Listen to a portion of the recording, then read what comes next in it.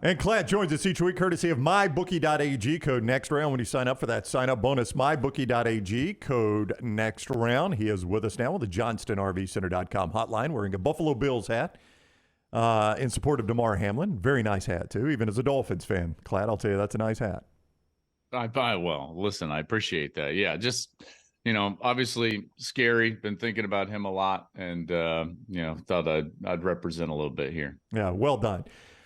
So you got to see TCU some. You got to see Michigan a lot. Watching that game play out, was there any part of you that thought that game could play out that way? Yeah, I mean, going in, the blueprint for me, and this is, by the way, the same blueprint that you have to have against Georgia. Michigan and Georgia are similarly built, although Georgia's a better version and has the ability to be a bit more resilient, in particular on offense. But you've got to play the game on your terms and not their terms. You can't go in there and out Georgia, or out Michigan. And so TCU was going to have to play from the lead, and they were able to do that. That got Michigan out of sorts to a large extent. I was surprised at how quickly the Michigan coaching staff panicked a little bit. Their game plan as far as running the ball and the schematics with which they were trying to run the ball, in particular on normal downs in the first half, was very vanilla. I thought it was arrogant at times, the way they were trying to run the ball. And that really hurt them, and it put McCarthy in a bad position, and then he started forcing the ball. So there was a bit of panic there, and he starts kind of forcing it around. I talked with Jesse Minter actually after the game, the defensive coordinator, and he admitted kind of what I felt from him in the third quarter, which was that Michigan panicked a little bit on defense and started running some pressures and throwing some risk reward defenses out there that I hadn't seen much of, to be honest, most of the year. And a lot of that was they felt like they needed to get it all back right away. So TCU did exactly what they needed to do. And then when you look at kind of the Georgia matchup, for me, listen, Georgia's the better team. They're favored and should be. Having said that, though, that when you actually really dive in, you're like, okay, TCU's got something here. They've got a wide receiver that can cause some problems. They've got a quarterback that can cause some problems, in particular with his legs, and a defense that I think is, at least in the back half of the season, better than we think, or better than their numbers suggest. We saw that against Michigan. We saw that against Texas. Think about that. Two pretty good rushing teams, and they were stellar against both in the back half of the season, stopping the run. So it'll be interesting to see, but there's no world in which TCU can get behind in this game and win the game. They've come back 5 times in the second half this year. You can't do that against Georgia. They're going to have to do the exact same thing to Georgia as what they did to Michigan. Yeah, look, I don't think there's a world where TCU can beat Georgia, but I've been saying this about TCU all year, like a lot of people, Klatt. But when you look at TCU, I was really impressed with their offensive line against Michigan.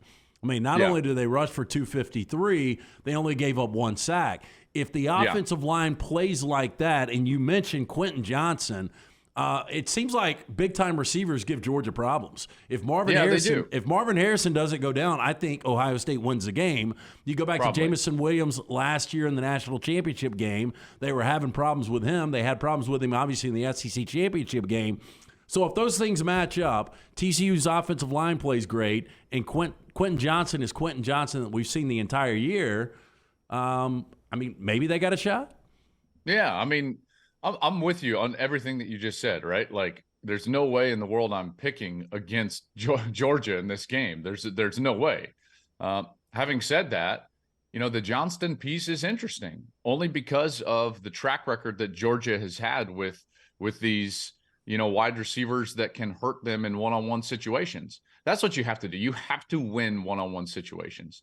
Georgia does such a great job of being able to play sound structures. And you can do that when you don't have to borrow any element of your defense to help any other element of your defense. You don't have to borrow from the passing game to help stop the run.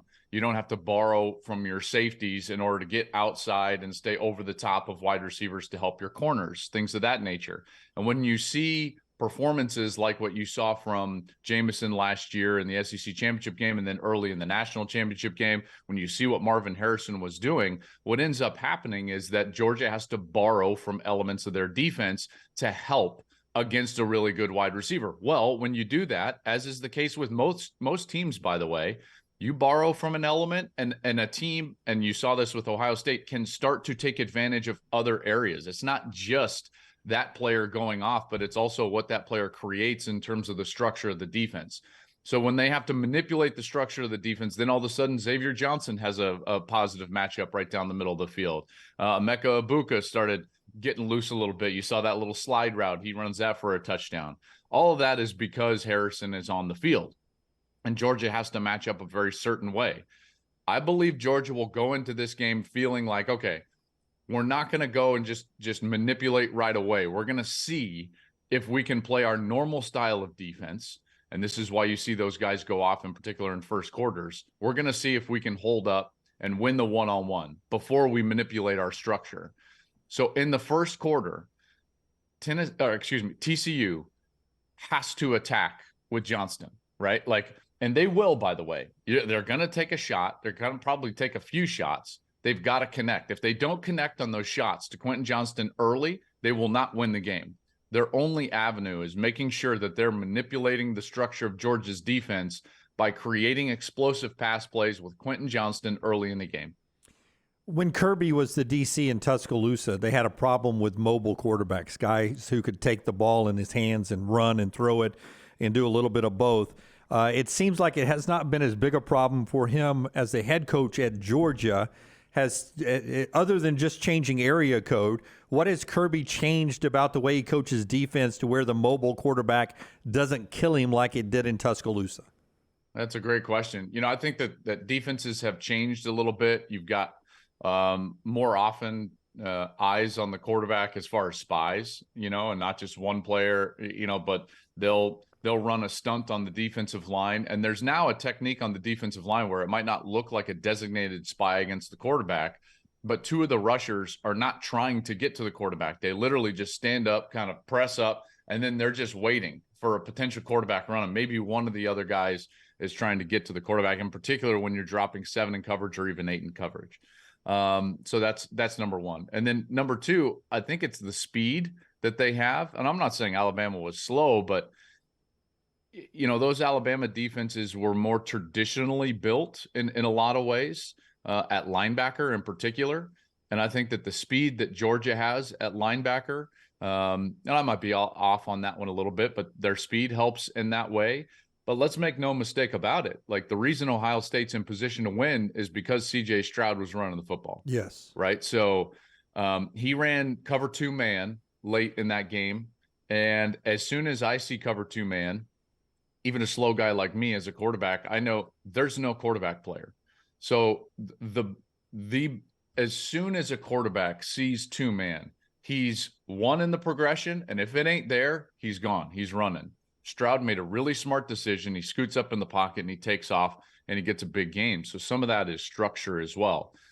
I believe that Max Duggan is going to threaten Georgia's defense as well as anybody that they've played this year because of his ability to be balanced.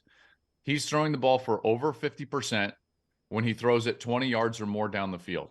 Okay, so you've got to have coverage. You've got to have safe coverage. Is one of the best in college football at throwing the ball down the field. He's also one of the scrappiest runners in college football. And that combination is something that Georgia has not seen so far this year. And so he's going to have to play great. Listen, this is a very narrow path for TCU, but they do have some of the pieces that you could say could threaten Georgia in a certain way. Johnston being one of them, a good offensive line being the other. You were correct in that. They got a transfer from SMU with Sonny Dykes named Alon Ali at center, who really anchors them up front. They're a veteran group, pretty physical. I think more physical than people realize. And then the key is always Duggan. Duggan is just a competitor, guys. He's a gritty competitor. You see some of the plays he made, and it wasn't always with his legs against Michigan, but when they're sending all-out blitzes, he's backpedaling, and delivering really great, accurate throws on those crossing routes, which is what allowed Johnston to break a tackle and go the distance. Yep. So do they have the pieces? Yes. Joel Klatt is with us. College football on Fox is where you see Klatt. He is with us courtesy of MyBookie.ag. Code next round when you sign up to get that deposit bonus. You can use it right away. MyBookie.ag. Code next round. So you're in a game where points are a lot of points are being scored. You're going up and down the field, and Kirk Herbstreit continues to say in that game, where is Brock Bowers? And Klatt, he might be maybe the best player in America. I don't know. He's one of them. Why is it that Brock Bowers seems to disappear often for Georgia?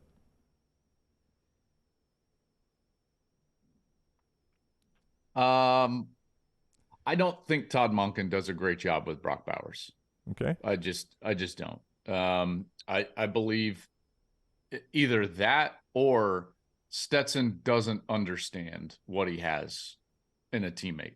One of the two is true, because that guy, let's just put it this way. I don't think that there is a series. Let's say you get 12 possessions, heck, 14 possessions. You cannot have a possession that he's not targeted at a minimum once. And if the series goes past 6 plays, twice. Like you can't, and that means like pitch him a screen, hand it to him, throw it to him, target him, run a concept. Now, that being said, it's easier said than done, because a lot of defenses are going to focus on what he's doing.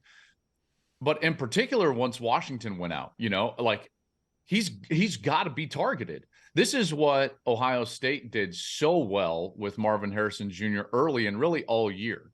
Like, he was the focal point. As soon as it's third down, it was 3 receivers to one side, Harrison to the other. And you're forcing the defense to declare.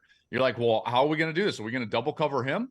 Or are we going to leave him in one-on-one situations? So Todd's got to do a better job from a formation standpoint, which I thought he did in the SEC championship game, by the way. He moved him around a little bit. He was in line. He was at the point in a bunch set. They moved him out wide in a stack, and he did a nice job. But you cannot have a series. It's the national championship game. He's the best player on the field. Again, like on the field, I think even better than maybe Quentin Johnston. He's the most impactful player on the field.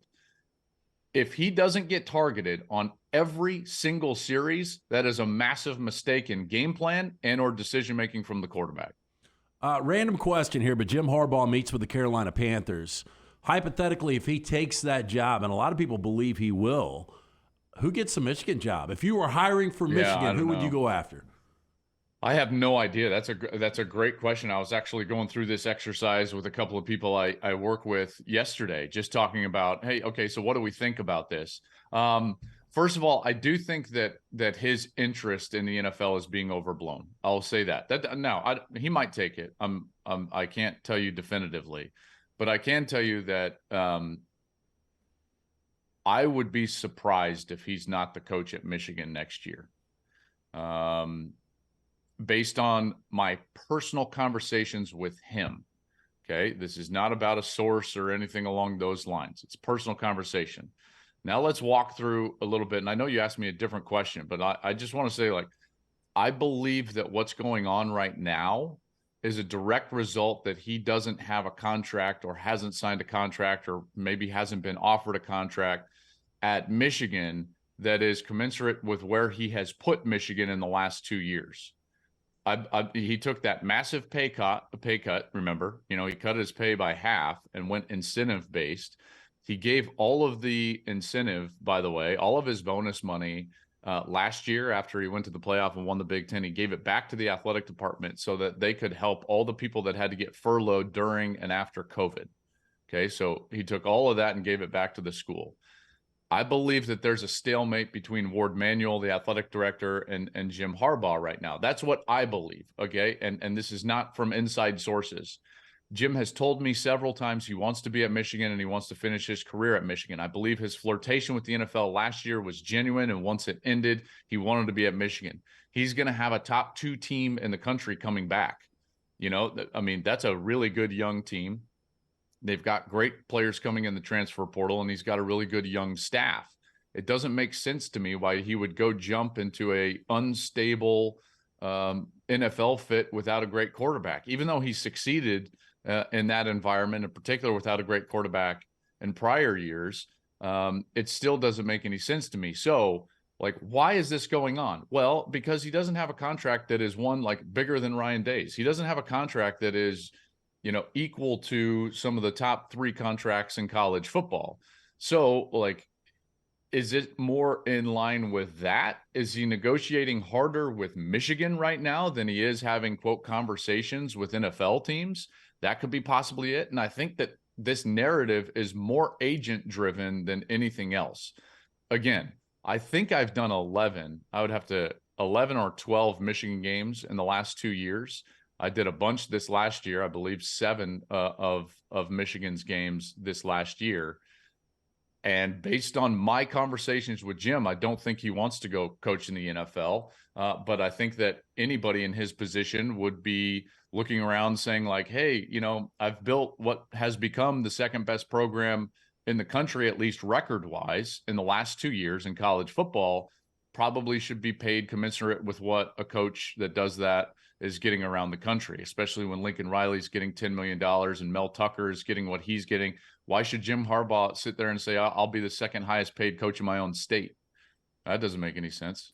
Tulane beating USC and TCU in the national championship game. Does that get you really excited for the 12-team playoffs? No, it does. I think that what we've done is I think too often we talk about the transfer portal in terms of why we don't like it, why it creates a mess, and in combination with NIL, why it's like, we need rules and all this stuff. Well, the transfer portal has created some parity in a real way right away. Think about the turnarounds that we had in college football this year from Washington, USC, TCU. I mean, these are massive turnarounds. Obviously, I'm hoping that continues with the Buffs. We coming. But I will tell you that, like, I think that we need to do a better job or find a better way. I always look at like the 24/7 composite rankings. It's like, well, what are these rosters from a talent compilation? And we need to do a better job of reevaluating based on portal and like, what are these guys actually getting? Like, for instance, if a kid comes in as a 5-star and is in his 3rd year and he's not playing, well, why should he count as a 5-star towards the composite?